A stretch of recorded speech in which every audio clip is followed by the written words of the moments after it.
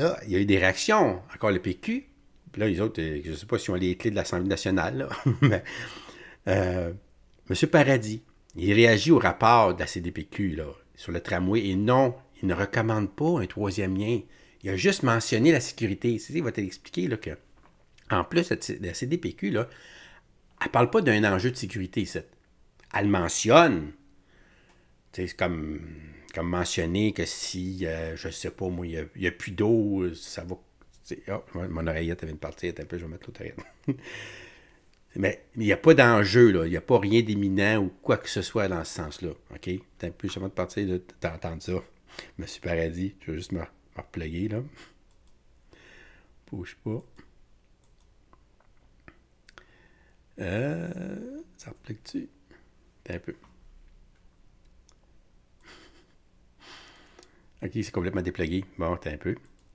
Je vais aller chercher. Écoute, faut t'entendre ça.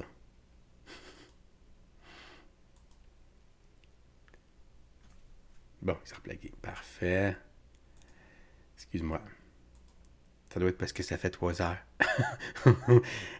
Mes oreilles. Ils sont pas aussi tough que moi, on dirait. Ben, écoute ça, M. Paradis, là, qui réagit au rapport.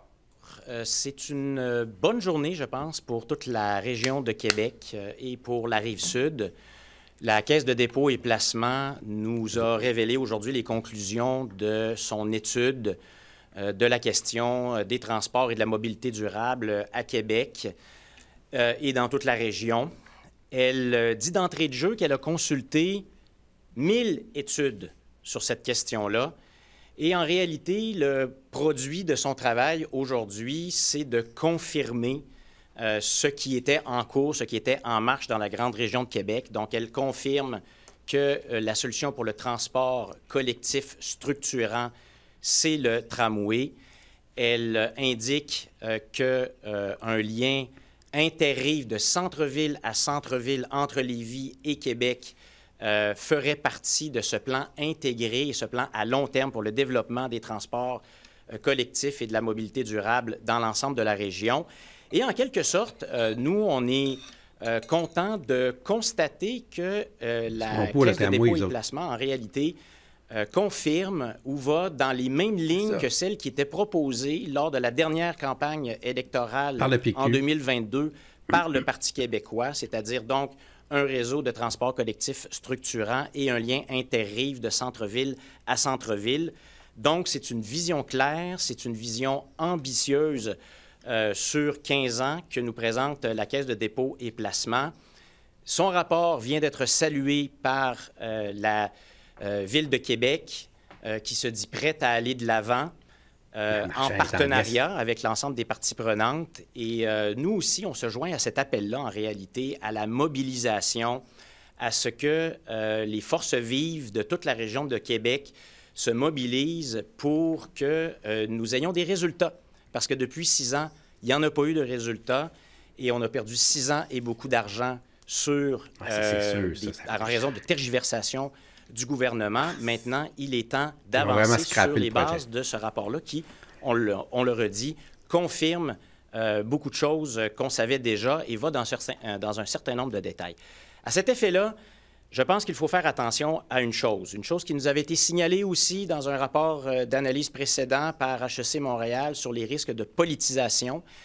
Et là, actuellement, hier, la première réaction de la ministre des Transports et de la Mobilité durable, ça a été de dire qu'il y a un risque qui est identifié par CDPQ Infra dans son rapport relativement au fait qu'il y aurait des risques avec le pont Pierre-Laporte et avec le pont de Québec et que donc il faut s'attaquer à la question d'un troisième lien sur cette base-là de la sécurité économique de la région. Attention, ce n'est pas ce que la Caisse de dépôt dit dans son rapport. Et là, il ne faut pas recommencer à politiser. La Caisse de dépôt, elle est très claire dans son rapport. Elle dit, elle a entendu des préoccupations à cet effet-là. Ça ne fait pas partie de son mandat d'aller plus en profondeur là-dessus. Et si le gouvernement veut y aller, bien, il y a une réflexion à faire. Donc, c'est une chose de dire qu'il y a une réflexion à faire et d'inviter le gouvernement à la faire si elle veut la faire. C'en est une autre de dire que la CDPQ en appelle à la sécurisation économique de la région de Québec en raison donc de l'absence d'un troisième lien. Ce n'est pas ce qu'elle dit dans son rapport et ça, donc, n'allons pas là. Mise en garde, donc on espère que le premier ministre notamment va mettre sa ministre en garde là-dessus. Maintenant, c'est le temps du ralliement pour qu'on avance avec ce projet-là dans la région de Québec au bénéfice du développement économique, du développement social. Nous, ce qu'on veut, c'est qu'on se dirige vers la capitale internationale qu'on a l'ambition de développer à Québec. On a une confirmation aujourd'hui des grandes lignes de ce que pourrait être un plan intégré pour le transport en commun et les liens interrives entre Lévis et Québec. Allons de l'avant. Lui, quand il dit ça, il n'a pas entendu encore la conférence que tu viens d'entendre, toi. OK, c'est avant. Ça, c'est quand le rapport est sorti, ils n'ont pris connaissance. Ils ont vu, regardons ça, ils sont pour le tramway, ils sont pour le réseau structurant, là, collectif, blabla.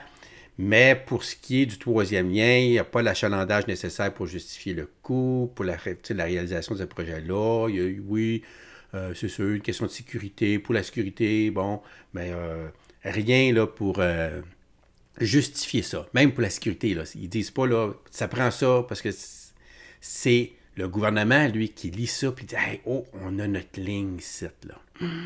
C'est ça. On va prendre la sécurité, puis on va amener ça sur la place publique. Puis avec ça, on va pouvoir reculer sur ce qu'on a fait l'année passée, de dire la gaffe qu'on a faite de ne pas respecter notre parole. Comment on fait pour récupérer ça? Je l'ai trouvé, page 83. Déjà. C'était ça, là. C'est tout.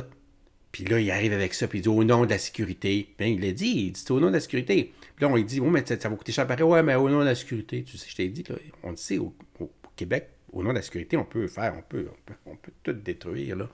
Tout, là, au cas où, là. OK. Puis là, M. Arsenault, il va venir dire, parce que les autres sont pour le réseau structurant, je ne suis pas contre nécessairement, mais je sais qu'à Québec, même Martin, tantôt tu l'as dit, c'est pas tout le monde qui sont d'accord avec ça, même les utilisateurs, là, ceux qui vont l'embarquer dedans, là, sont pas tous d'accord avec ça, là. Il y a un travail d'acceptabilité sociale à faire ici, là, pour que... Mais... En réalité, dans les faits, c'est que si demain matin, il y avait ça, les gens, il n'y a pas personne... Honnêtement, on voit ça souvent dans les projets, là. Comme le métro de Montréal, là, écoute, l'acceptabilité sociale, là, s'il n'y en avait pas, là.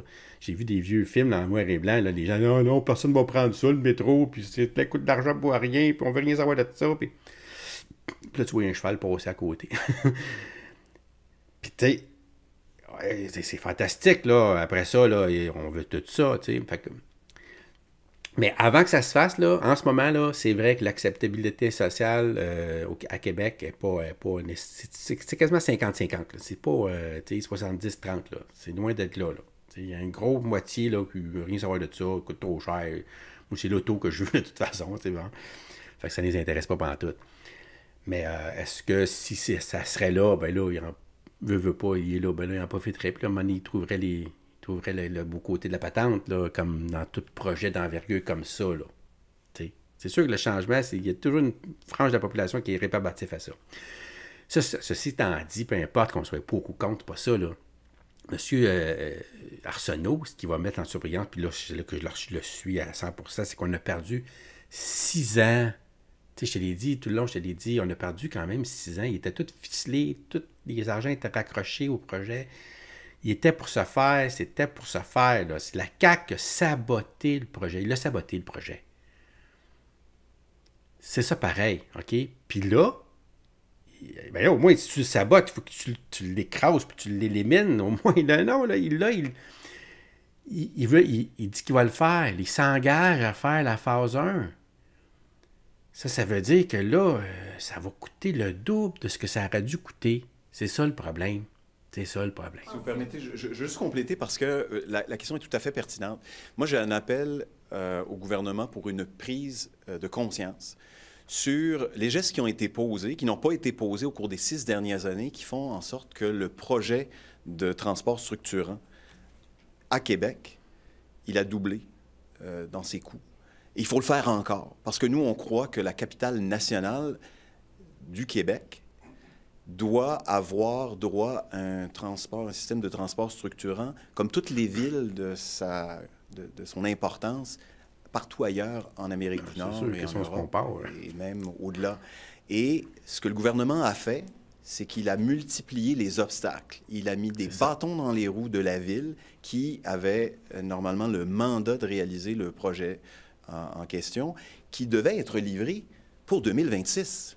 On est à 2 ans de l'échéance et là, il faut ne plus perdre de temps. On ne peut plus perdre de temps et il faut que le gouvernement fasse preuve essentiellement de hauteur, de bonne foi, de sens de l'État pour que les dépenses qui ont été enclenchées par sa propre faute, les surcoûts qui lui sont entièrement attribuables, cessent et qu'on passe véritablement à la construction et à la mise en œuvre de ce projet-là qui est extrêmement porteur pour la région de la capitale nationale. Il ne faut pas dire qu'il y a tort là-dessus, là. Je parle là, pour l'idée qu'on a perdu 6 ans, puis que ça va coûter plus cher, puis que finalement, ça va le faire pareil. Là, puis qu'il a mis des bâtons dans les roues tout le long. Là. C'est une réalité, là, c'est un fait. Là. Puis que de le voir aujourd'hui, dire OK, on va le faire pareil, c'est là que c'est ça que. Tu sais, s'il gardait sa position, même si mettons, tu n'es pas d'accord avec sa position, au moins il y a une cohérence, tu sais. Il n'est pas d'accord avec ça, il explique, puis il ne veut pas, puis lui, c'est l'autoroute qu'il veut. Bon. Mais toi, tu n'es pas d'accord avec ça, tu te dis, non, je veux un tramway. Ce gouvernement-là, on l'a élu, il est majoritaire, puis il a décidé ça. Mais là, il scrape tout ça pour au bout de 6 ans, avec le taux d'intérêt au plafond. Le coût, il a doublé plus. Puis tu décides que là, tu y vas. Hey, là.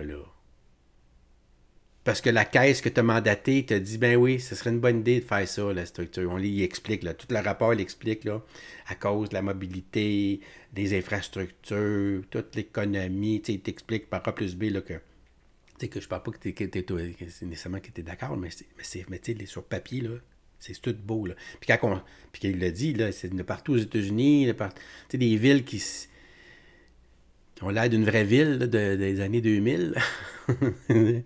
Ah, t'es fou. Hey, oh, c'était fou.